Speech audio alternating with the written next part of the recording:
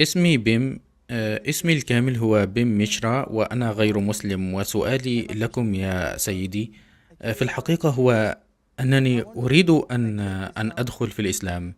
فهذه هي رغبتي، وليس لأني واقع في الحب أو شيء من هذا القبيل. إنها إرادتي أني أريد أن أدخل الإسلام، ولكني أريد أن أعرف كيف أكون مسلما حقيقيا، كيف أستطيع أن أحقق ذلك.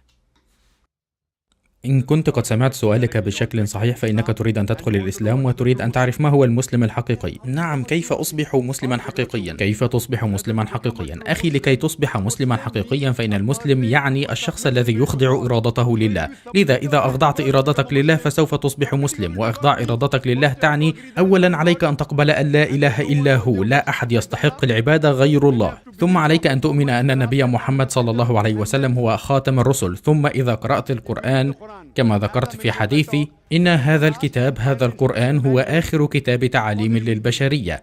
لذا إذا قرأت القرآن ونفذت ما فيه واتبعت الهدى الذي أعطاك الله إياه وابتعدت عن المحرمات، فإنك تصبح حينها مسلما ملتزما حقيقيا. وسؤال آخر سيدي، هل يجب علي تغيير هويتي كاملة لأنها تدل أنني غير مسلم؟ يسأل هل من الواجب علي تغيير اسمي؟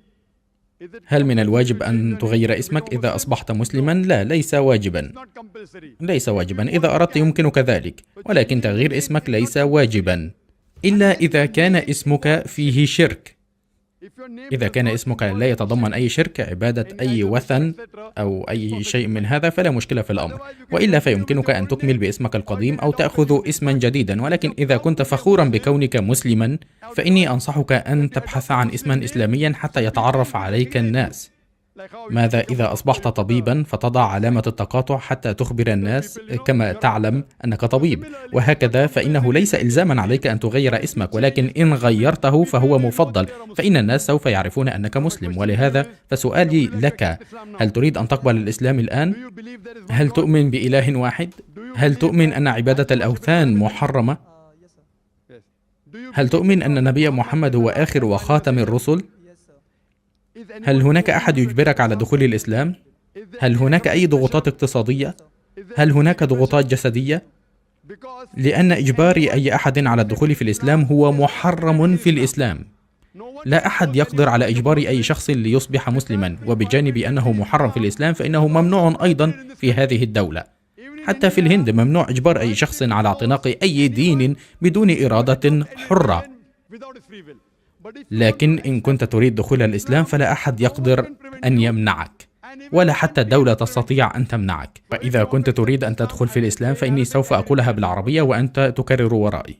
أشهد أن لا إله إلا الله وأشهد أن محمدا عبده ورسوله.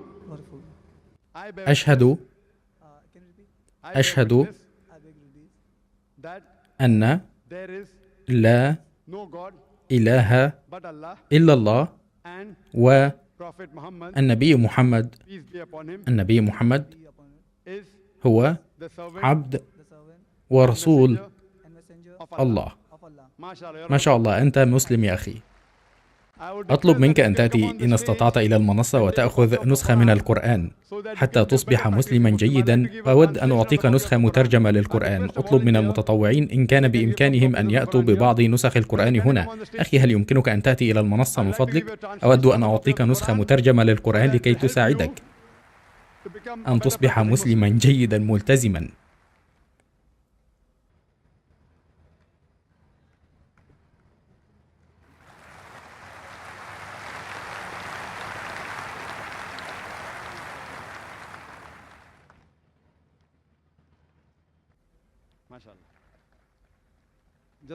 جزاك الله خيرا، وندعو الله سبحانه وتعالى أن يقبل عملك وأن يدخلك الجنة.